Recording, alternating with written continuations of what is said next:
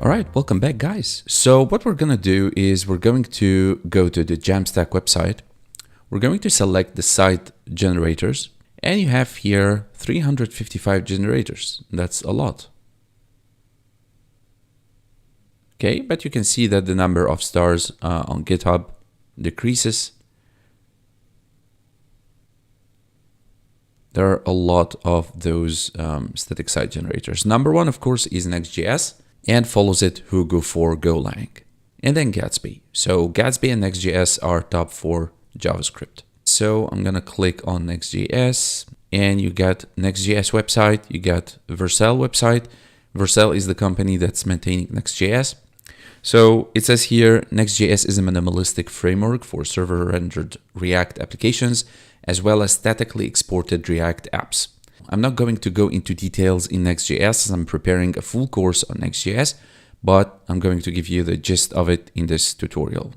If you will click here, you will be redirected to Next.js website. That's the command that you can copy and paste to your terminal to create a Next.js application. Okay, so before we create our application, there is one more thing that I want to show you. Basically, what we have here is our code base. Going just to increase the font here a little bit. So that's your code base, right?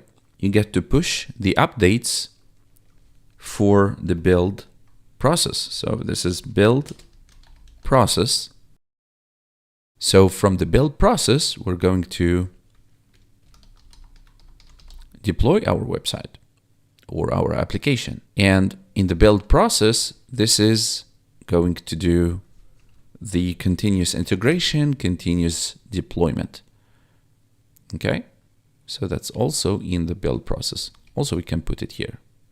All right, that's basically everything in the JamStack. So typically what you would do is you would use some headless CMS. So for something like WordPress, for example, just WordPress, we have WordPress. This actually is traditional CMS. So in a traditional CMS like WordPress, for instance, you get the content creation and the content presentation layers. So you have two layers, the content itself and how it's presented. Both of them are tightly integrated together. And I was using this interface to create and organize my content in my website. However, in Headless CMS here, something like Contentful. So Contentful, for example, provides you with an API to retrieve the content.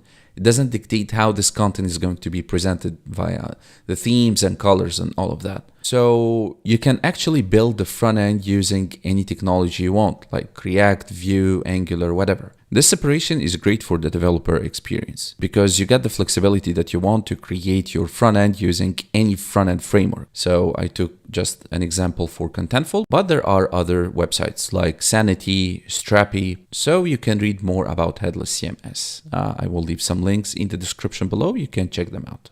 So we said that you can use the Headless CMS to focus on the content, and then you can use any front-end framework like React, for instance.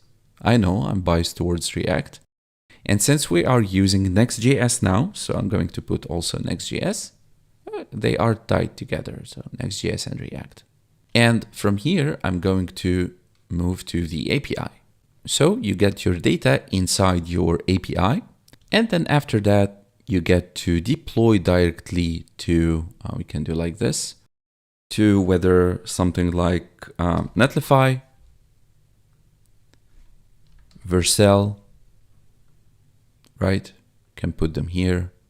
And by the way, also you can use GitHub to build your website. So here we can, I can write quickly platform or build platforms CDN. Okay, and here can type front end templating. All right, guys, so that's the general view. And now let's go ahead and create our application with Next.js. All right, guys, so what I want to do is I want to copy this command, go back to my terminal. I'm going to paste that here npx create next app at latest. This is the latest version, which is version 14. You're going to be prompted to answer several questions. The first question is, what is your project named? I'm going to call it Finder app. Would you like to use TypeScript? We're not going to use TypeScript. Would you like to use ESLint? Yes, we want the linter. Would you like to use Tailwind CSS? No, I'm going to use the normal CSS for styling. Would you like to use source directory? Yes, please. The app router, of course. And would you like to customize the default import alias? No. And you see now, Next is preparing the application. It takes, a few seconds.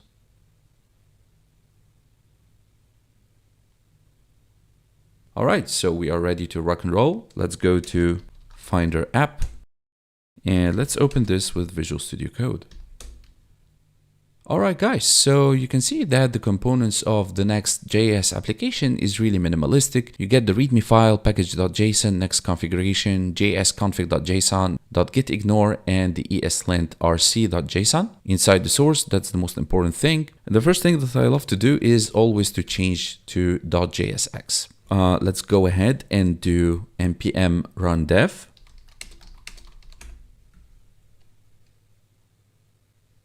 All right, so our Next.js is being hosted on localhost port 3000. If you've noticed, Next.js had done the build quickly. It has a server folder, static folder, types, and cache. But just you have to keep in mind, all of the components you create inside your app folder, they are server-side components by default.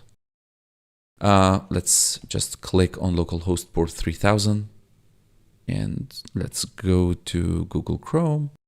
And this is indeed our default Next.js application. Let me just put it here. If I will click and select all that, I'll delete here and I will have h1, or I will have a div with h1 rather. I'll say hello. All right, quickly, a couple of things very important regarding the styling. You notice that you have two files with the extension of .css, page.module and globals. Page.module.css is related to the page.jsx. So any styling you want to do specific to this page.jsx, you have to do it here. The second thing is globals.css. Here is the common or the shared styling for all of the files. So if you have different components and they share the same styling, you can put this styling here. I'm not going to delete anything, but I'm just going to add some styling here. And if you notice, it's input, button, button again, image. There is no ID, there is no class, because the IDs and the classes and everything that it's specific to the file that you want is going to be embedded inside modules.css. So take a look. In page.module.css, you have .main. So that's a main class. You have description class. So you see, it's all about classes and IDs. Okay, I'm going to leave this for now. And inside app, I'm going to create a folder and I'm going to call it Finder. Inside Finder, I can create page.jsx, and be careful, it's always going to be page.jsx. Now you might ask, but there is another page.jsx. That's fine. This is the main entry point, as we said, but for each folder, there is a specific page.jsx, and that's going to play the role of the route. So that's for the JSX code. And also I want finder.module.css. Okay, so the styling here is going to be very specific to that page.jsx inside the Finder folder. So our application basically is going to be a photo finder. I'm going to use the API from Unsplash. So you can go ahead, open Unsplash. That's a website that gives the creators some free images that you can use without being copyrighted. So in my profile here in account settings, if you will click on developers/API, you will go to your apps. Let me just maximize this. You will go to your apps and you can create a new application. So you will click on new application. You will take all of that. You will accept the terms. You will create a name for your application. So this is a new app, for example.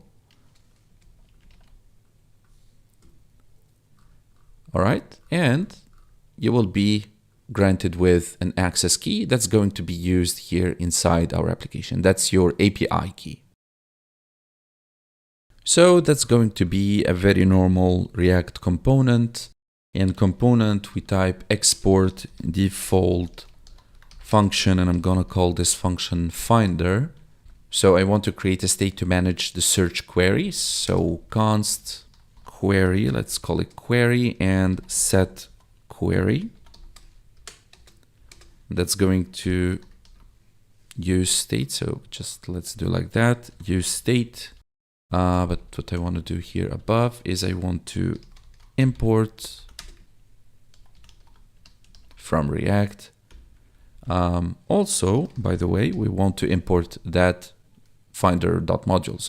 So I want to import styles. It's always going to be called styles. Styles from the local or the current directory, finder.module.css.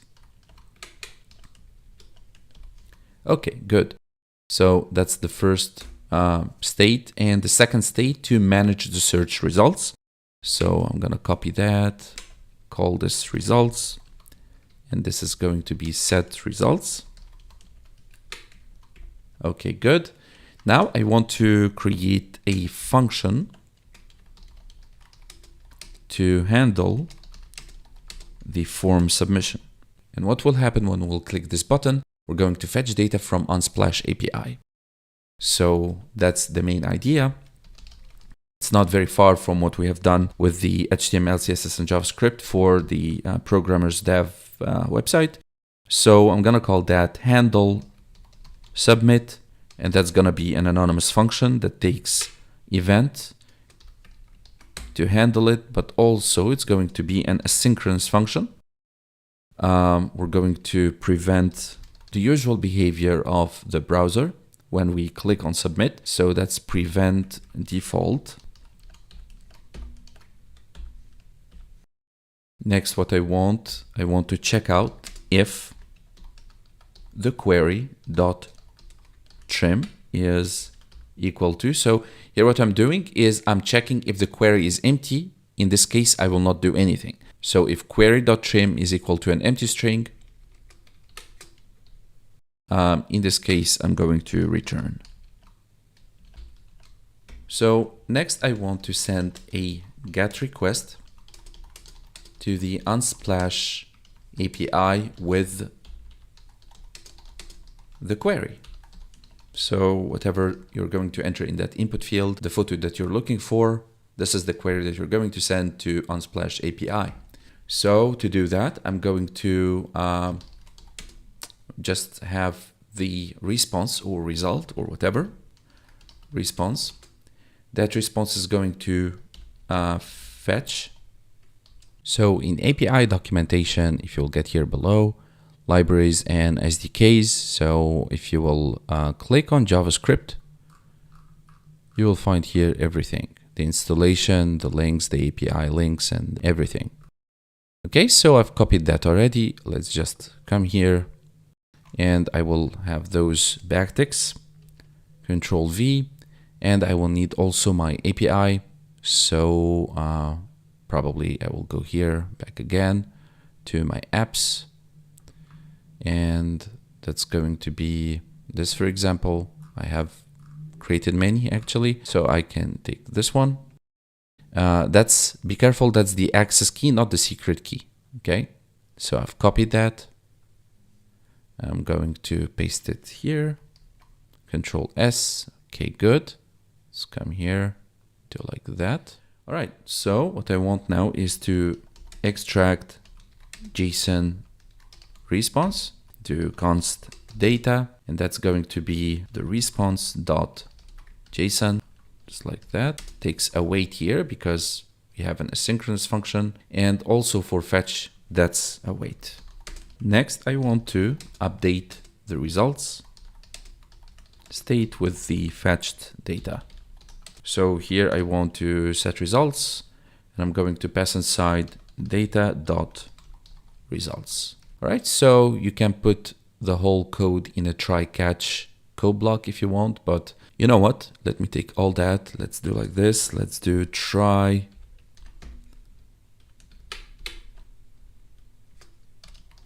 catch like this. Do like that. And in case of any errors, let's do catch here. Do error. And here I'm going to console log. And we'll console the error fetching data error. By the way, when you will do the console log, actually that's not going to be in the DevTools, right? That's going to be in the terminal, because as I told you, every component in the app folder in Next.js is being treated as server-side component, not client-side component. So I might deliberately do an error just to show you. So the last thing that I want to do is I want to write the JSX code to render the Finder component. So let me add also a comment. And that's simply we're going to return different elements. So the first one is the main div. And this class name, don't forget to write it in React style. This style comes from this finder.module.css that we've created. And by the way, I'm going just to paste that in here. That's going to be very specific. It's very simple CSS file. I want to create an h1 also with a class styles.title. That's the title. And here we're going to say photo finder. Next, I want to create a form. Tell you what, let's just to see the changes. Let's go ahead and import in page.jsx. Let's import our Finder component from Finder page. Good.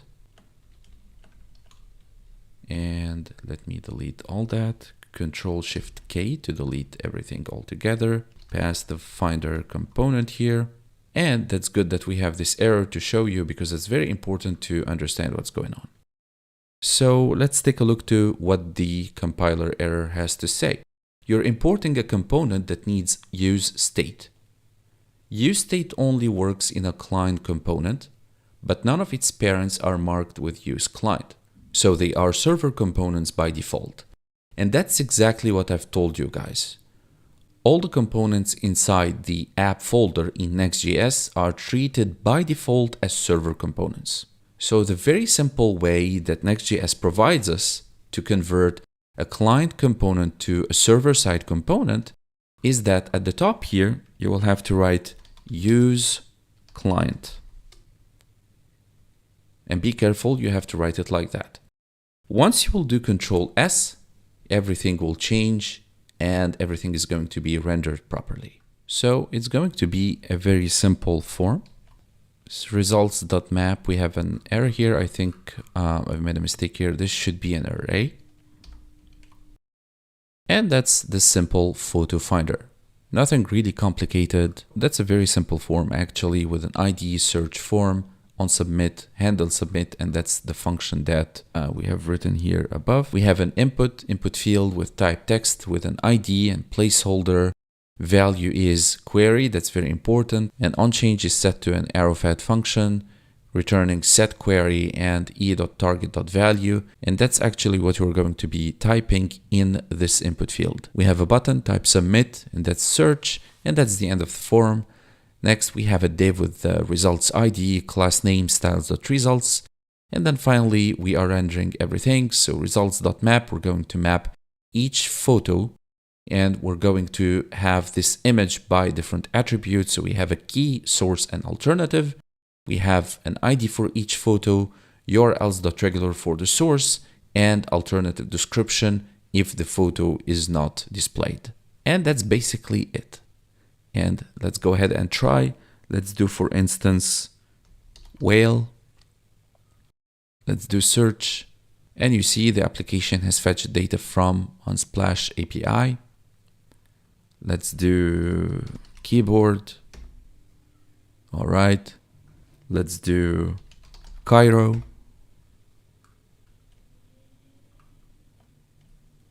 you can see it's really responsive. All right, guys, so things seem to work very well.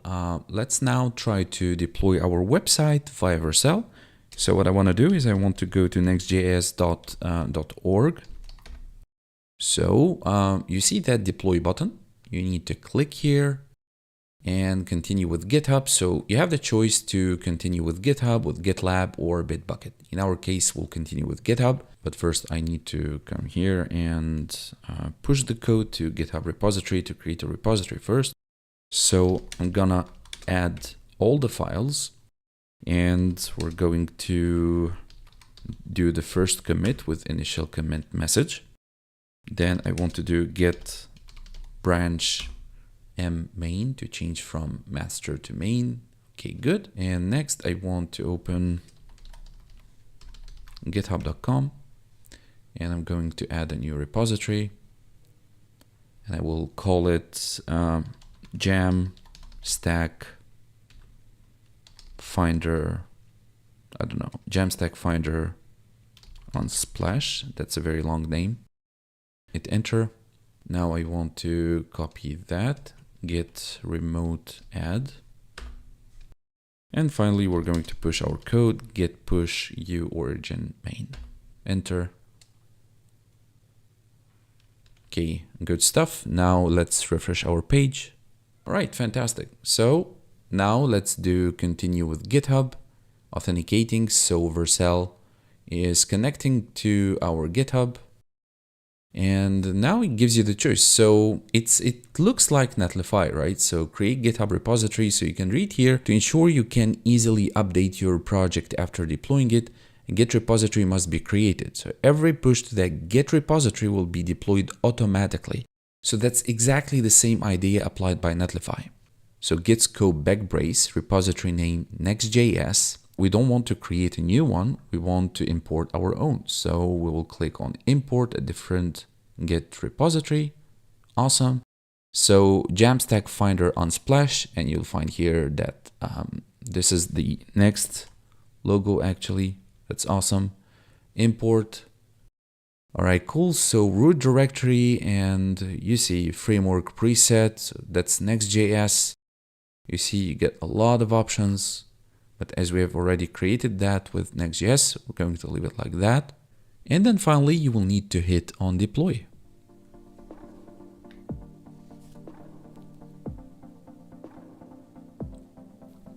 So you can see here, building, installing dependencies. Creating websites can be very easy using JavaScript, APIs, and markup. You know HTML, of course. You know JavaScript, and you can work with APIs. That's all what you need to create a static, easy to build website or application hosted on something like Netlify or Vercel. And we have a congratulations message. That's awesome. And we have here a preview for our photo finder. You can click on that directly and we have our application live. And let's go ahead and search, for instance, New York. Every time you make some changes to your website, everything gets to be redeployed instantaneously. All right, guys, so I think that sums it up. Thank you so much for watching the whole thing. If you actually made it so far, you're actually a superstar. Thank you so much for your support. If you enjoyed the video, please leave a like, comment below, share this video with your friends, and tell me in the comment section below what other tutorials you would like to see on the channel. Thank you so much once again, guys, and I will see you in the next video. Till then, stay safe and be well. See you later, guys.